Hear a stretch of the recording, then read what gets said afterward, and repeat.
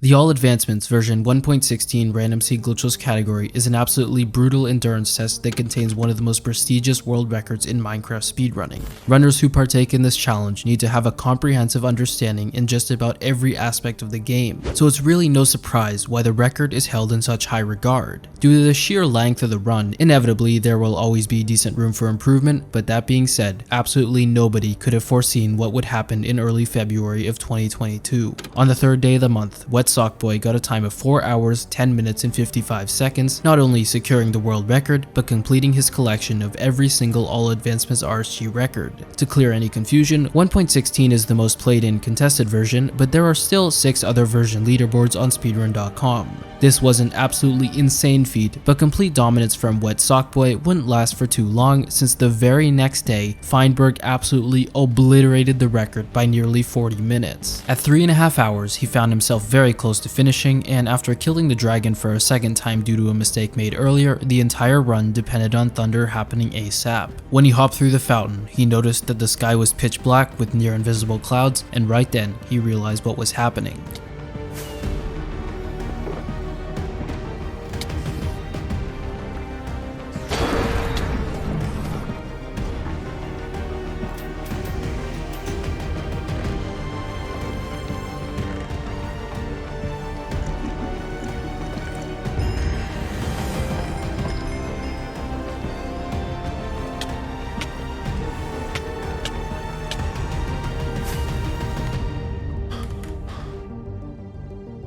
Oh my god.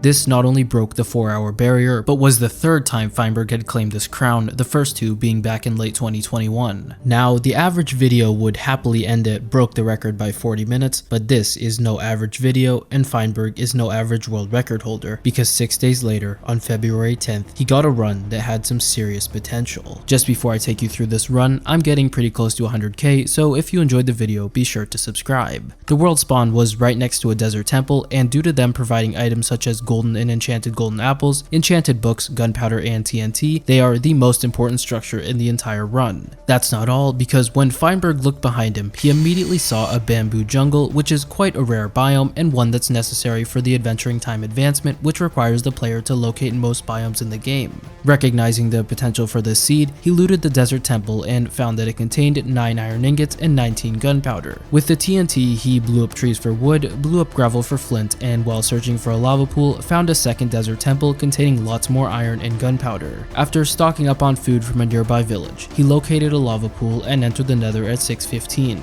Once he located a bastion, he headed over to it, and it turned out to be a bridge type. He proceeded to the chalice for gold, performed a route that got many piglins to trade with him, and grabbed a lodestone which he needed for an advancement. With all of his trades, he went on the hunt for a fortress, which didn't take too long to find, and after grabbing a few rods, he went into the overworld to gauge the distance of the stronghold. Since travel in the nether is 8 times faster, by knowing where to build a second nether exit portal, he could reach the stronghold much more quickly than if he just ran across the overworld. Upon leaving the nether for the second time, he of course found himself in a dungeon located directly below the stronghold. Sure, why not? Anyways, after collecting books from a library, he used a compass on a lodestone, getting Country Load Take Me Home, and with an Unbreaking 3 book from a second library, he entered the end at 21 minutes. After getting a bottle of Dragon's Breath, he awaited the perch, and when it did, he unfortunately wasn't able to kill it, so he started bowing down the towers, and on its second perch, he finished the job. He proceeded to hold the egg, getting the next generation, and went through the gateway in search of an end city with a ship. Well, that didn't take him particularly long to find, and the ship was close enough to the ground that he just pearled up, killed the shulker, got the elytra, and started the process of getting stacked loot by pulling a sharpness 4 looting 3 sword from the first chest. Many end cities later, he had enough shulker boxes and plenty of god armor, so he went through an end gateway, then through the end fountain, and back into the overworld. From here, there will be a lot of overlapping tasks for longer advancements. That includes adventuring time, locate most of the biomes, and as stated earlier, he was already off to a pretty good start with the bamboo jungle. Beaconator, make a beacon, in which he will be looting many monuments to stack stack up on gold blocks. This is also used for the how did we get here advancement, which requires every effect in the game to be applied to a player. Monsters hunted is obtained by killing every mob, a complete catalog by taming every variant of cat, 2x2 by breeding a pair of every breedable animal, a balanced diet by eating everything that's edible, and he will also be killing a lot of drowns in order to get nautilus shells and a trident. Anyways, back to the run, and conveniently when he went to the bamboo, there were 2 pandas just waiting for him to breed them.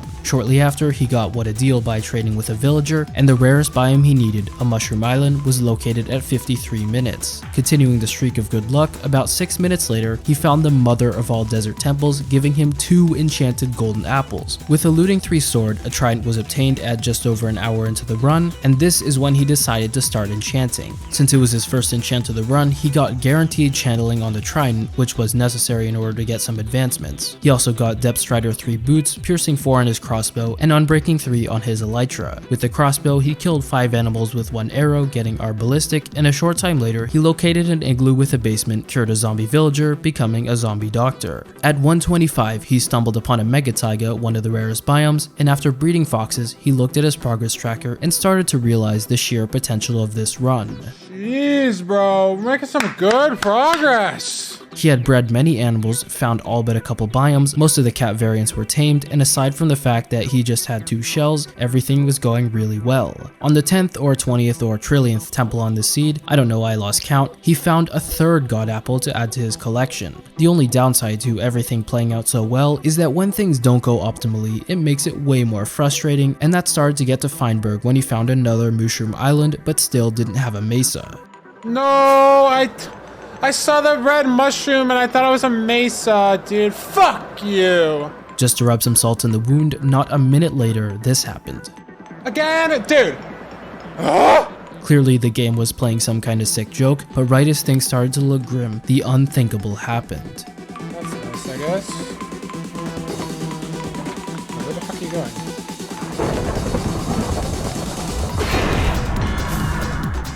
On average, the first thunder happens about once every 6 hours, and Feinberg just got it a mere 2 hours into the run. Before thunder, this run was on great pace, but now shit started to get serious, and this was also when Feinberg decided to start doing some nether advancements. The first major one was Uneasy Alliance, where he hooked a ghast, turned his render distance down to 2 in order to unload it, reeled in the unloaded ghast, built a nether portal, and as he was going through it, lit a piece of TNT and turned up his render distance. This essentially tricked the game into thinking that he killed a ghast in the overworld, so just like that, Uneasy Alliance was obtained. In the process, he also got Subspace Bubble by using a nether portal to travel over 7,000 overworld blocks. Shortly afterward, Hot Taurus Destination was obtained by going to each nether biome, and that is when he started to farm wither skeletons for their heads. Although it was quite a lengthy process, looting 3 significantly sped it up, and a few minutes after starting, he had 3 skulls. After getting a hoglin into the overworld and killing it, and returning a gas fireball, he went back to the overworld, and finally, after being baited the entire run, found a mesa biome, finishing off the adventuring time advancement. Oh, do it to me. Let's go. Ba-dow!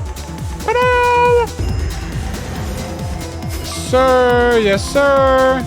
Back to the nether he went because it was time to use the multiple stacks of TNT he had collected from desert temples to find netherite. Basically, by strip mining along a chunk border and blowing up the path, he maximized the potential to find the good stuff, and I gotta say, it makes for a damn good time lapse, so enjoy.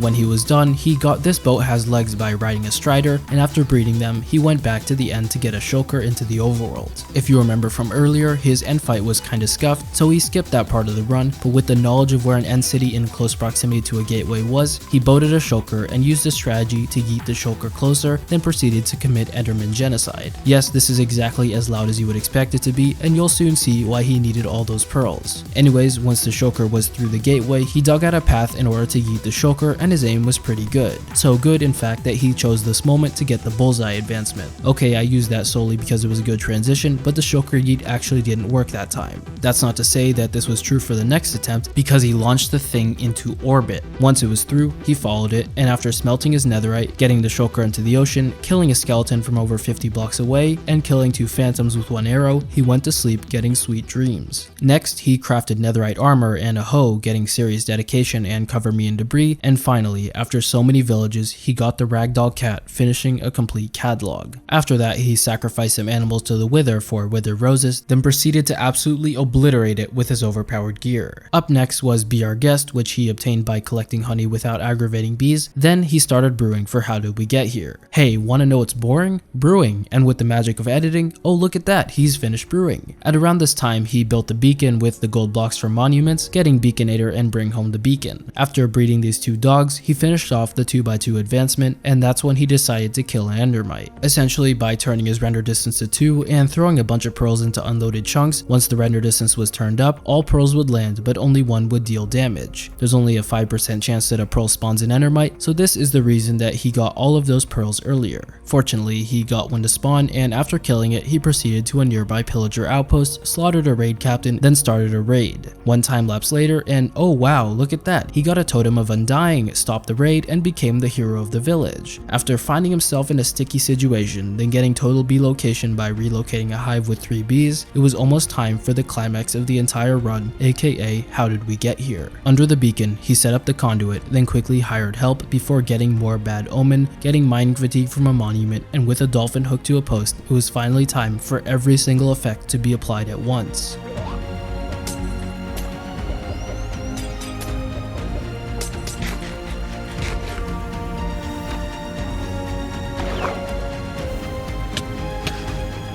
Alright, yeah. No trolling, no trolling, no trolling.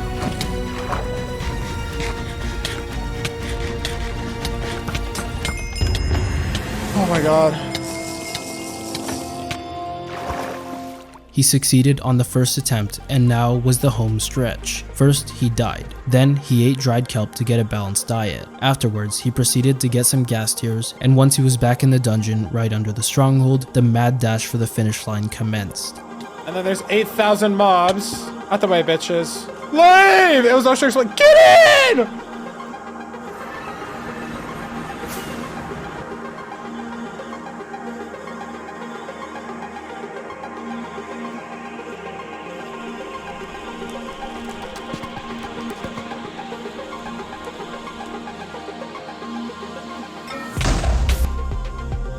Nice! Not sub 330. Who cares, dude? Whatever. Dude, this run fucking blows, man. This run's so fucking dog shit. Ah! I play well, whatever.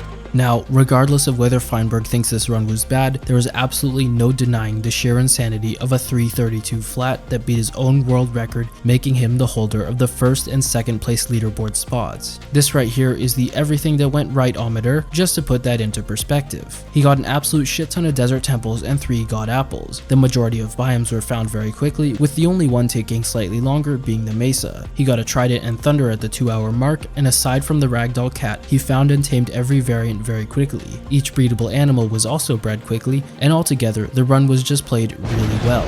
The task overlapping was second to none, and that's the reason he was able to get such an insane time on this seed. This, however, was a bittersweet victory for Feinberg, as he had barely missed out on breaking the 330 barrier. Unsatisfied with the run and hungry for that extra 2 minutes of time save, he continued the grind, and on March 1st, he came so close yet so far from shattering the record again. At 319, he got the 79th advancement, and the only one that remained was very frightening. In other words, he got screwed by thunder not happening on time. Unfortunately, all Feinberg could do was keep grinding the category, but it didn't take him particularly long to get a good run, because on March 1st, he got a shot at redemption. Similar to the previous run I broke down, he spawned in a desert with a nearby temple, village, and bamboo jungle, and he entered the nether at 420, insert funny joke. There was a nearby housing bastion, and after looting it, along with getting his rods from the fortress, he left the nether after gauging the distance of the stronghold and dug down into it. He was in the end at 18 minutes, and after failing the TNT final blow, he bowed down the towers and finished the job at 23 minutes. The end city with a ship wasn't too hard to find, and after a really sketchy pearl, Get there, otherwise I'm resetting. Oh my god, what the fuck? he got the elytra, killed shulkers, looted chests, grabbed a shulker, and was back in the overworld with it at 40 minutes. Next, he did his enchanting, and many enchants later, he was done enchanting. Hey, remember when I said that desert temples are useful for finding god apples? Well, Feinberg kinda just said fuck that, entered the nether at 106, traveled a bunch of blocks, and left the nether at 108. Average blind. Give me the notch. What? So yeah, that's a thing. A short time later, he got Arbalistic, and after a pretty long drought of not finding biomes, a mushroom island was finally located. Since he'd been taming so many cats at villages, he was able to get a complete catalog a mere 94 minutes into the run. With a netherite ingot he got from a bastion chest, he made a netherite hoe, getting serious dedication, and with the same strategy as the previous run, Uneasy Alliance was acquired. At 153, he stumbled upon the almighty floating igloo, and after becoming a zombie doctor, he only killed one bird with one arrow, not being able to kill both because he failed to account for the fact that he had weakness from turning a zombie villager. Feinberg, disappointed with that, took out his anger on the skeleton, getting sniper duel in the process. Staying on the theme of sniping, he got bullseye shortly afterward, and at nearly the 2-hour mark, he finally got a trident to drop. Right on time as well, because not 15 seconds later, the game gave him thunder. While this may seem like a good thing, he didn't have channeling on his trident, so he had to hurry before he missed the window for very frightening. Since he had already done his enchanting, there was no guarantee that the game would offer him channeling, but when it did, he was about 1/6 of an experience level short. Off to the nether he went, and after breaking 8 pieces of quartz, he booked it back to the portal, applied channeling, rushed over to the nearby village, and clutched it out. It's been a while. After that, Feinberg went back into the nether to farm skulls, and less than 2 minutes after starting, he had 3. Wanna guess what the sole biome he still needed for adventuring time was? If you guessed Mega Taiga, good guess, but no, because yet again the answer is Mesa. Once he slaughtered an Elder Guardian, he redeemed himself from the previous Phantom failure, but as he took to the skies, this run started to seem more and more like deja vu. Man, come on. Eventually, he went back into the nether in order to get gold from bastions, and after this close call, he made a new portal back into the overworld, and finally, after so much searching, went back into the nether since he wasn't able to find a mesa. After yet another entry back into the overworld, he flew off in a direction for a bit and actually managed to find the biome to get adventuring time. Oh my god. I have to like focus up again. You know what I mean? Okay. With that out of the way, Feinberg readied his TNT in order to find debris, and while wearing a gray tee, he, okay, I'm done rhyming. Many explosions later, he was done, and after getting full netherite armor, he was one step closer to finishing the run. Next, he obliterated the Wither, traded with a villager, and after breeding ocelots, finished 2x2. In preparation for how did we get here, he did lots of brewing, set up a contraption, built a beacon, set up a conduit, moved the shulker, and only after that was he ready to do a raid. This raid went pretty smooth, except for the fact that it went horribly on the final wave since the one evoker that spawns got friendly fired, meaning that he'd either need to find a mansion or do another raid in order to get monsters hunted. Needless to say, he wasn't particularly happy about this. Why is Evoker still there? I killed it. What? Makes no sense. Wow, that's fucking stupid. Jesus. More on that in a bit, because he needed to do how did we get here. First, he killed the raid captain for Bad Omen, then he got donged in a monument, and by making a dolphin fly, he got into position. It was finally time for the slightly scuffed, bittersweet moment of truth. The Wandering Trader and a fucking raid thing here. What is happening?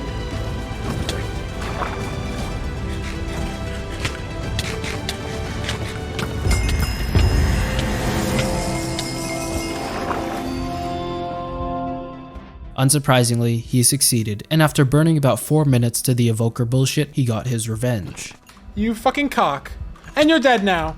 Why couldn't we do that earlier? All he had left was killing an endermite and respawning the dragon, and with 5 minutes to spare in order to get sub 330, it was seeming inevitable. However, a very important lesson to learn is that if something can go wrong, it will go wrong. After committing Enderman genocide, he threw a bunch of pearls into unloaded chunks, and upon re-rendering them, nothing. No worries though, because all he had to do was recommit Enderman genocide, and after doing that and throwing pearls, nothing yet again. The timer read 3:28:30, and he was cutting it very close for the sub 330, so surely the game had to stop trolling him, right? Well, yes, and once that endermite was dead, he absolutely booked it back through the gateway. Oh my god, it's gonna be so close. Surely it doesn't take 45 seconds, right? Surely I just got it, right? Surely it's like 30 seconds, right? I think? Surely? Surely, right? Fuck, this run is so garbage. Ah! Fuck you! Fight me like a man! Bitch! Oh, it's so stupid. Regardless of the utter bullshit toward the end of the run, he finished with a final time of 3 hours, 29 minutes, and 46 seconds. Not only was that the sub 3:30, but it was also the third record in a row that he had gotten in all advancements. Never before have I seen such insane levels of dominance in a heavily contested category. This video might have you thinking that not many others play it, but no, Feinberg is just that good. Was there some luck involved? Obviously, but 3 records in a row cannot be called a fluke. From watching and analyzing his gameplay, it's very clear that he has the run down to a science. A less seasoned runner would probably need some extra time to stay organized in such a long run, but Feinberg has great mechanics and very little hesitation. Personally, I'm really interested in seeing how long this record stands for and if sub 3 hours will happen. If you want to see more of Feinberg's speedruns, his links are in the description.